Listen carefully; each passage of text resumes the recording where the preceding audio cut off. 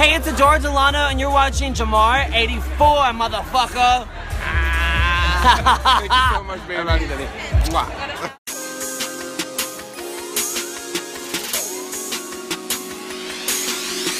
What's going on YouTube? Jamar. What's going on YouTube? Washington. This is Jamar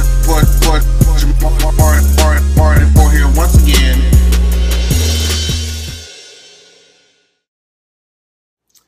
What's going on YouTube? This is your boy Jamar 84 here, and as you know, we are here every week to recap RuPaul's Drag Race Season 7. Now, I have to admit, I couldn't wait to turn this camera on and record this particular episode because all in all, I feel like, one, this is going to be a long video. I can tell that already. I feel it in my spirit. This is going to be a long video. And most of what I have to say doesn't even come from the show, okay? I just watched this untucked bullshit. Honey, there are two bitches. I still love y'all. You know, outside of the show, I still love y'all. But I'm about to read the hell out of y'all tonight. upon tonight. Because y'all pulled some shit that y'all need to be called the fuck out on. But anyway, we're going to go ahead and get started. The episode starts with... most of the stuff, I'm not... Because I really want to get to this untucked.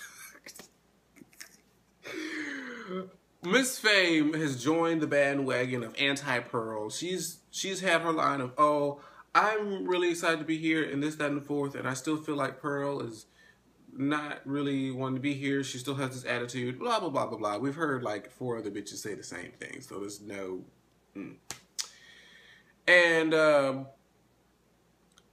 there's this mini challenge called Monster in the Pants or something of that nature. And...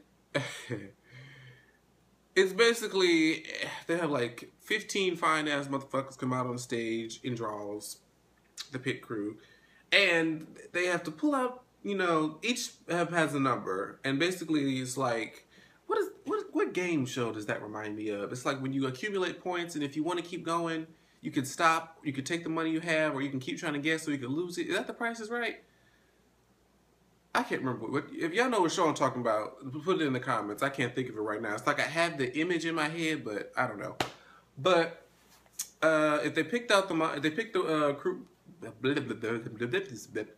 if they picked out the pit crew member that had the monster in the pants, then they lose. And you could try to pick as many numbers, and then if you stop, then if you have the most points, you win. So Ginger wins the mini challenge. And so she gets to pick the teams for the main challenge, which is supposed to be a reenactment, what do you call it? Rue Hollywood stories, where they talk about whatever happened to Merle Ginsburg. Now, I'm going to be completely honest with you guys. I didn't really know who Merle Ginsburg was before this because she, well, turns out she was the, the judge on season 1 and season 2 of RuPaul's Drag Race, and who was then replaced by Michelle Visage come season 3. So... they're trying to say like what happened to her, and they're having 3 different perspectives. One is Michelle's story, one is Merle's story, and one is RuPaul's story. And so each their group, talk, bitch. I'm trying. They have 3 groups of 3. There we go. 3 groups of 3. I'm going to try to remember these groups since there's not as many bitches, so I can kind of think about it now. You got Ginger, who won the mini challenge, so she get to pick her team, which was Kennedy and Katya. Then you have a group with Candy Ho, Max, and Violet. Yeah. And the last group was Pearl, Miss Fame, and Jaden. Yeah. So, really, this acting challenge was, it was kind of along the same sort of train wreck that Shakespeare thing was, because honestly, no group really was great. Kennedy as RuPaul was awkward as fuck. If I didn't know, I wouldn't have known who the fuck she was supposed to be. It was bad. who was in her group again? Oh, Ginger as Michelle Visage. She was just like a wicked witch of the West, and it was just kind of awkward. She tried to be funny, but it wasn't. It just didn't connect. At least not for me, it didn't. And Katya was probably the saving grace of that group, even though Merle didn't like who she was, I guess. Or was that her? Was it her she was talking about? No, I think it was Max that they didn't like. But yeah, Katya was the saving grace of this, really the whole thing. And even still, Katya was still kind of but still, compared to the other bitches, she was the best one.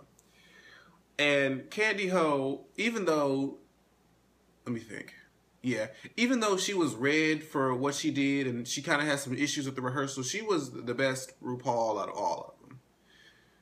And that's not necessary. I mean, it's a compliment, but it's not. Max was an interesting Merle, and then Violet was Violet. You already know. She was trying to complain, like, I guess she was supposed to be bringing in some sort of cake, and then Ross Matthews was like, you know, if you're going to say, like, what, you need to have, like, an attitude, you need to drink the drink, and she was like, I need to, like, hold this cake and do it, and remember my lines, and hold this drink, like, all at the same time, like, bitch, that's why it's called a challenge, okay? It's not supposed to be easy, otherwise, what would be the point? Anyways, the last group, Jaden, Miss Fame, and Pearl. Oh, okay, first of all, I love Jaden. I love everything about Jaden. But what Kennedy said, one thing that Kennedy said about Jaden in the Untucked, which I can agree with, is that Jaden does get in her own way a lot. When she overthinks things, and so when she gets inside her own head, it just gets like, ugh. And so she was just forgetting the lines, and she was just getting frustrated. And when you start getting frustrated with something, and you just blank, like you don't even, it just fucks up your whole feng shui and flow of the lines. Like you're not even really into it. You're so busy thinking about what you're fucking up on that you're not even, trying to get anything right at this point. And Miss Fame started doing the same thing, but Mrs. Fame's defense mechanism, she just started blabbing off at the mouth. She was like, I can't remember my lines. This is how I feel. I just feel like I should be this, and I just did this. Girl, shut up. You was going on and on and on and on, and I still don't know what you were talking. I mean, you were just trying to coming up with like excuses as to like who she was and why she can't get the shit right. And I was with Pearl. I was like, bitch, just say the fucking line and move on. You having this whole monologue about your feelings, but we have a certain time limit to get this shit shot and done, bitch. You wasting time. Where are we at, chat? Because I want to get to the good shit. We get to this runway. Now, what I have to say about this season, just really quickly, they pumped this season up to be so much more than, at least so far, than what it has been. It has been rather underwhelming, and I was waiting for this particular runway look because of that violet snatched waist look, first of all. Secondly, Max. Oh my gosh, the heart in the box. I lived, and I just wanted, it was so funny because I was literally in here when Max came down the runway. I was just like, yes. Yes. I love spooky shit. I like the whole, I don't like the typical pageant drag. I mean, it's cute, but it's just not entertaining for me. I want to see something different, something that usually takes a little bit more effort and creativity, which is why Sherry Needles is one of my favorite queens of all time. And Max is my favorite queen of this particular season. And Max just got 10 more brownie points because next week is finally Snatch Game, and she's going to play Sherry Needles, and I'm going to get my life. At least I hope I do. Max, I hope you don't fuck that up. We'll see. But getting back on the task at hand, the rest of these runway looks, well, the ones that were really, like, that stood out to me. Of course, we already talked about Violet. We talked about Max. Now, I actually liked Jaden's look. It was like a barbed wire break out of jail type thing, and I actually liked it. I liked it from when I saw it in the trailer along with Pearl. Pearl had the the neck brace thing and I mean the people was talking about it was simple, but I mean like you don't have to put on all this shit if you can take something simple and just sell it with your drag character. And we're gonna get it. I'd hate to get a thought train going and it's too far ahead of what I'm talking about. I'll try to remember to get back to that. I will try to remember to get back to that point. But I want to get to the meat of that before I go into that. Ginger Minge and Kennedy Davenport. What the fuck were you wearing?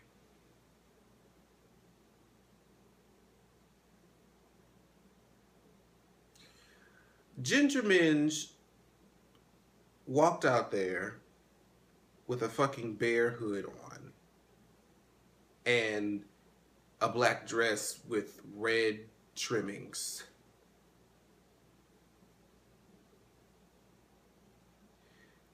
Kennedy Davenport, that bitch explained her look and I still didn't get it. I was like, bitch, is she a chicken? Is she a horse? Is she a motherfucking pinata? What is it? Like,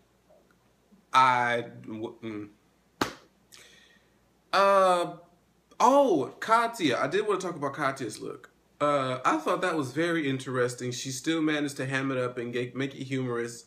She walked out with a shark like plush on her leg, like she just got bitten, and you know she had like the whole nautical theme going on, you know, playing it up and still being Katya, and she won the challenge, and I thought it was great. These actual acting challenges, I'm not even gonna go into it because it was really just bad. There was nothing really memorable about them other than the fact that nobody knew their lines. And nobody acted well, really. Except, you know what? I will say, even though it wasn't that great, this was still the best that Pearl has ever acted. This is the most personality Pearl has given to anything this entire season. So, well, I mean, the last week she did the Ginger impression, which was really, really good. But this was, I enjoyed that. Congratulations to Pearl for finally opening up fully. I think she gets it now. I think she understands what they're trying to get from her.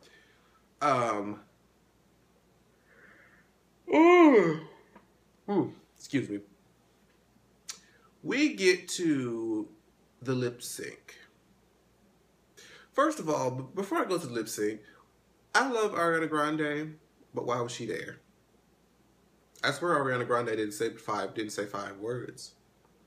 But what I am glad that she was there because she actually provided us with a song with a lip sync that we could enjoy. Rupaul, who's been giving us 80s, and you know, I'm not gonna say there's anything wrong with 70s, 80s, or you know, early 90s pop music, but we don't know any of those songs. I know you may be trying to introduce us to the songs, but we want to really get into the lip sync. If you want us to look at these lip syncs back again on YouTube and just kind of reminisce and go to the legendary lip syncs of all time, we need songs that we're already familiar with, okay? This new stuff kind of makes it boring, to be completely honest with you. But this week, we got Ariana's Break Free, and it was Candy Ho and Jaden Dior Fierce in the bottom two. Now, just because of the rules of Drag Race, if you're in the bottom two a third time, you're going home. But I was like, I don't know how Jaden turns the party, so we're gonna see how this goes. Let me tell you something. I was worried, but Jaden Dior Fierce, you turned that bitch out, okay? You gave me everything that I wanted. You really did, and I was so proud of you. I was like, come on, Jaden. She was giving me the facials, the dramatics, the movements. It was everything. She was so worried, but psh, girl turned it out. So congratulations to Jaden. She stayed. Candy Ho finally left. Candy Ho finally left. I enjoy Candy. I thought that, later, Candy was cool, but she just wasn't doing it. it just wasn't happening for her. Poor baby, but I was waiting for her to get eliminated since episode 1. I think a lot of us had a bad taste in our mouth with Candy, no pun intended.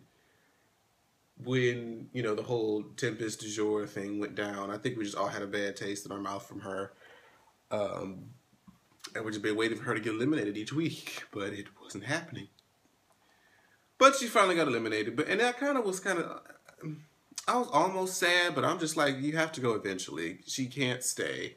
She can't. She just can't. So now, wait. I almost moved on without mentioning this. Oh shit, I missed a lot of stuff. Girl, I've been sitting here going off. I done missed all my damn notes and shit. I told y'all this is going to be a long video. I hope y'all bear with me. First, I want to get the serious stuff out the way.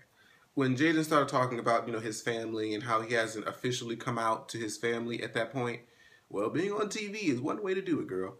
But he was talking about how he is afraid of, you know, losing his family. He's very close to his family, doesn't want to lose them. And I completely understand, you know, where you're coming from. When you're on the side of being the member of the LGBT community, even though you can have the most supportive family, they may be like really loving people. They may have, you know, been the best friends to you since you've been growing up, but you still just are afraid that when it comes to you and being gay, you just don't know if that same love will continue forward if you come out. You wonder, okay, they've been this loving family with me, but when they thought I was straight, will they still be the same people if they know that I'm gay? And that's a legitimate fear. And because I went through the same thing with my family. And on the opposite side, the family feels like, well, at least mine did. They were kind of like, well, you know, why did you think we would, you know, feel any differently? You know, we're going to love you regardless, which is, of course, an excellent thing. But when you are the person, you just don't know, okay? And you just can't always trust that things are going to be the same. So I understand how he doesn't want to live without his family. He's afraid that if he comes out officially, he's going to lose them. And that totally makes sense. So I was definitely feeling Jaden, you know, heart to heart. I was there. I understand exactly the kind of struggle that is. And a lot of people who struggle to come out, who are really attached to their families, know that same feeling as well. So now that we got that out of the way, Michelle Visage asked Max, he was like, what did I try to tell you to do? What have I been waiting for you to do? He was like, you didn't want me to wear gray hair. And I'm like, Michelle, girl, I love you. If you guys see the last video, I got to meet her and things of this nature. She looks great. Wonderful. But even Ross Matthews disagreed. He was like, I was trying to get her to change and, you know, to try it once. And I'm like, I disagree. This is your shtick. This is your character. Why do it? And she was like, well, telling her to try it isn't telling her to change. I'm like, yes, it is. That's what change is. And that's what Ross was telling her. I'm just like, what for? Like, if it's not broken, like, it's not like her looks are bad. I feel like growing gray hair, throwing in something that she's not necessarily familiar with, it's not. I feel like she's just utilizing the gray hair in the best way it can be used. I don't feel like it's redundant. I don't get a sense of redundancy from it, and I just feel like it's part of her character. Hell, you don't get a Rupaul for wearing a blonde wig every week that looks like it's blowed in the wind with hairspray. You don't say that. So I'm like, shit, why should she have to change her hair? Anyways, the last thing I'm going to talk about before we get to this Untucked is the fact that Miss Fame, I don't know if this is, I guess it can't be on purpose. They ran the same joke by Miss Fame again and asked her, how is your head? And she just like, oh, well, because she had like a knife through her head. And by the way, the runway look was Death Becomes Her. So it was like blood and scratches and all of that stuff. So she had a knife through her head, and she had like a wig on. She had a gray wig on too, I think, or platinum blonde, whatever. And it was like covering her ears. And she was like, well, my head's kind of like a shell. I can't really hear anything through this thing. And we're all just like, ugh. She missed the joke. And then Michelle just satisfied room, just like, she's had no complaints. She's had no complaints. Because she just didn't get it. What, Miss Fame. Girl. Anywho. Untucked. Honey. The two bitches that I was talking about earlier, that I'm going to go Ginger Minge and Kennedy Davenport. Both you bitches are going to get the heat tonight. First of all, Ginger felt like she should have won that challenge based off of both her runway and her acting in the film.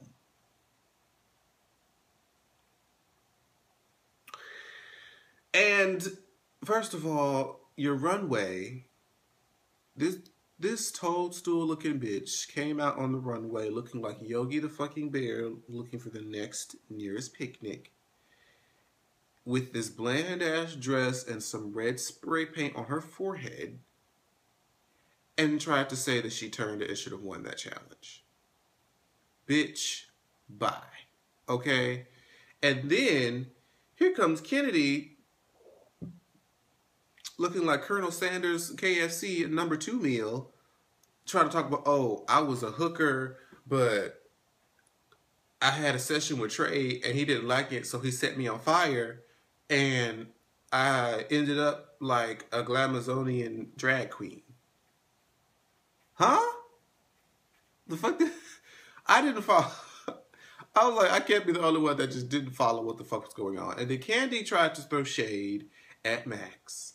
Actually, both Ginger and Kennedy and Ginger both tried to throw shade at Max because they were trying to say, oh, he turns out, Ginger was like, oh, he turns out the same looks every week, this, that, and the fourth, and it's just not original or some bullshit, she said. I'm like, Ginger, bitch, you have not switched up your facial makeup not one time this week. You have worn the same red or brown wig in the ponytail with the black spray paint every week. Your idea of motherfucking Jet Set Eleganza was a motherfucking shower curtain with the long ass train that wasn't even, I couldn't even get. Ginger, shut the fuck up. Even Max had to do, like, you are the most, was that Max that said that? No, that was Pearl. Pearl was even like, bitch, you're the most unoriginal drag queen. Try to talk about Max does everything every week when she's had the same high ponytail look with every runway. It's just that now you decide to take the Yogi Bear carcass and put it on your head this time. But either way it goes. And then, like I said, motherfucking Kennedy Davenport, gonna talk about Candy, how they didn't know how she died. I mean, she was a vampire. I actually liked her look, but they was like, how did she die? I'm like, she was a vampire. Vampires, how about she got bit by a vampire? Just a guess, bitch. And let me see. It was just the fact, oh, Kennedy was trying to talk about Max in the mirror. First of all, they got into like I know I keep saying first of all, don't I? But they got into like a little spat because I forget who it was that was talking, but Max had noticed that Kennedy was making like different looks, and she was like, why do you keep making those looks over there? And she was just like, well, I'm making these looks. I'm not really making no looks. I'm just not in the conversation. I'm like, bitch, no. And she's gonna talk about there's a difference. There's a difference between being shady looking and just not being in the conversation. No. Because Jaden wasn't in the conversation, and he was just giving, and you could tell that he was actually feeling some sort of way just by his face was looking. And he was in the conversation, and he wasn't considered being shady. It was how you were looking, bitch. How you were feeling was all on your face, bitch. So you were making looks. We knew why you were making those looks. So don't try to sit here and be like, oh, I just looked like that because I wanted to in the conversation. Bitch, no.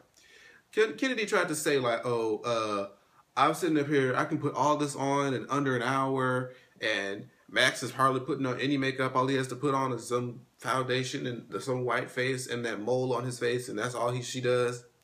And I'm just like, bitch, are you mad because you had to bedazzle your whole fucking face and come out like a KFC #2 special and do all this extra shit and have a costume that nobody can even fucking understand, and Max can put on a mole and a little white gown with a little plastic heart and slay you?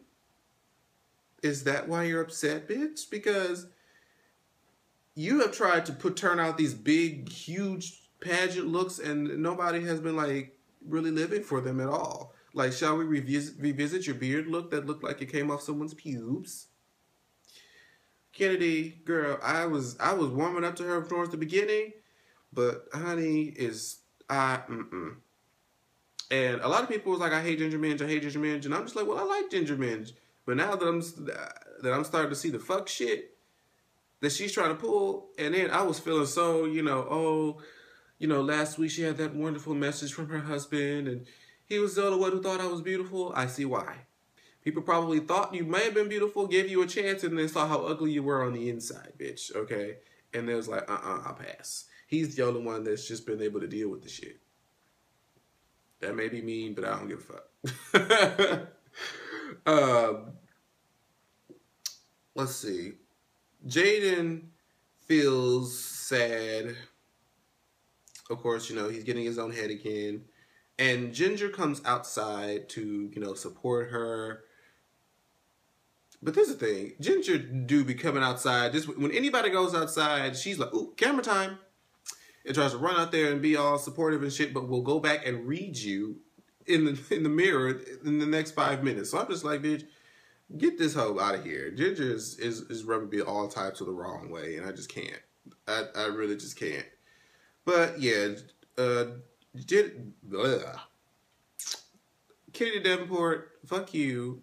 Ginger Minge, fuck you. Okay? And Candy Ho, it was your time, girl. And Jaden, I hope we get it together. Now, this is the point where finally we get to Snatch Game next week, finally.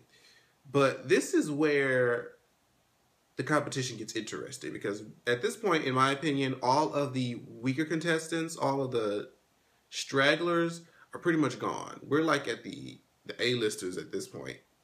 So, and now, because I was using clues from the trailer to kind of guess like, okay, we haven't seen this look yet, so this person's not gonna go home this week, so we're running out. This is pretty much it. We're gonna have to see how this competition goes. I'm excited, but I hope I didn't miss anything. Thank you guys so much for watching this video, and I'll see you guys next week. Oh gosh, for the next RuPaul's Drag Race. Bye bye.